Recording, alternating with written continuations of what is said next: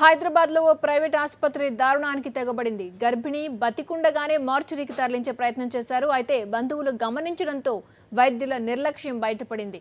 తాము గుర్తించి చెప్తేనే వైద్యులు ట్రీట్మెంట్ ప్రారంభించారని బంధువులు ఆరోపిస్తున్నారు. దీనిపై మరింత సమాచారాన్ని మా కరెస్పాండెంట్ వాసు అందిస్తారు. వాసు, చెప్పండి, గర్భిణి బతికుండగానే మార్చురీకి తరలించే ప్రయత్నం చేయడం ఏంటి? అసలు ఏం జరిగింది? క్రాంతి, హైదరాబాద్ ఎల్బీనగర్ లో ఉన్నటువంటి ఒక కార్పొరేట్ ఆసుపత్రికి సంబంధించి కూడా ఒక గర్భిణీ మహిళ బతికుండగానే మృతి చెందినట్టు కూడా ఆమెను మార్చురీకి తరలించిన నేపథ్యంలో కూడా కుటుంబ సభ్యులు బతికే ఉందన్న విషయాన్ని గమనించి మళ్ళీ వైద్య బృందం ప్రస్తుతం మహిళను మళ్ళీ ఐసీయూ తరలించి చికిత్స అందిస్తున్నారు. కానీ ఏదేమైనప్పటికీ కూడా ఈ విధంగా అంటే గత 5 రోజుల క్రితం గర్భిణీ మహిళ డెలివరీ కోసం అంటూ కూడా ఈ యొక్క ఆసుపత్రిలో అడ్మిట్ అయింది. అయితే అమృత అనే మహిళ ఎంజాల్ లో ఉంటుంది. ప్రధానంగా ఈమె వచ్చేసి వరంగల్ జిల్లాకు సంబంధించినటువంటి వాసిగా తెలుస్తుంది. ఈమె పాపకు ఆడపిల్లకు జన్మనిచ్చింది. ఆ తర్వాత కూడా అంటే సమస్య ఉందని చెప్పి కూడా ఆపరేషన్ ద్వారా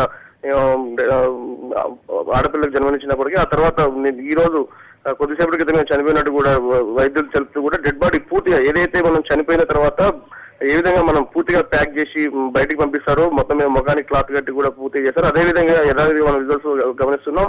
చాలా స్పష్టంగా తెలుస్తుంది. చనిపోయినట్టు డిక్లేర్ చేసినట్టుగానే చాలా రిజల్ట్స్ క్లియర్ గా ఉంది.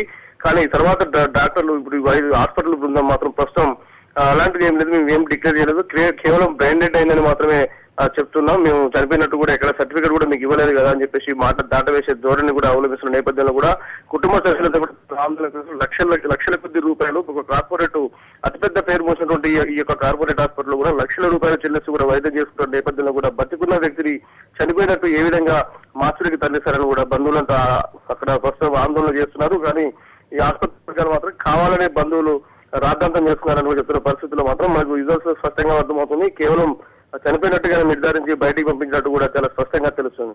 దీనిపైన ఇప్పటికే ఎల్బీనగర్ పోలీసులకు కూడా ఫిర్యాదు చేసేందుకు కూడా ఈ బాధిత బంధువులు సిద్ధమవుతున్నారు. అంతే వాసు, మరి ఇప్పుడు ఆమెకి సరైన ట్రీట్మెంట్ అందుతోందా హాస్పిటల్లో? ప్రస్తుతం ఏదైతే ఇప్పుడు మార్చురీకి తరలించిన నేపథ్యంలో కూడా ఒక చెయ్యి కదిలిందంటూ కూడా కుటుంబ సభ్యులు గమనించడం జరిగింది. ఒక బ్రెయిన్ డెడ్ అయినటువంటి ఒక పేషెంట్ కదలేయడానికి ఎలాంటి అవకాశం లేదు.